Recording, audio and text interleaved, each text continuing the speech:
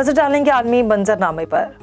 अफगान सूबे बल्ख में तालिबान और अहमद मासूद की कौमी मुजाहमती फ्रंट के जंगजू के दरमियान झड़पें हुई। पुलिस के मुताबिक तालिबान से झड़प में कौमी मुजाहमती फ्रंट के 8 जंगजू मारे गए हैं, जबकि तालिबान फोर्सेस ने हथियार और मशीन गनें भी जब्त की हैं। कौमी मुजाहमती फ्रंट के तर्जुमान की जानिब से अभी कोई रद्द अमल नहीं दिया गया। ख्याल रहे कि 2 हफ्ते कबल तेहरान में अहमद मसूद की अफगान वजीर खारजा अमीर खान मुत्तकी से मुलाकात भी हुई थी।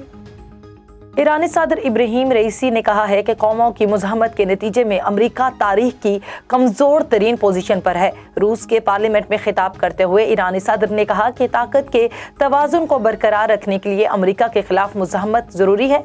अमेरिका की कौमों पर कब्जा बरकरार रखने की हिकमत अमली नाकाम हो चुकी है। इब्राहिम रईसी ने मजीद कहा कि अमेरिका का दहशतगर्दों के साथ शैतानी इत्तेहाद कायम है। रूस और ईरान ने शाम के महाज पर ताउन की नई मिसाल कायम की है।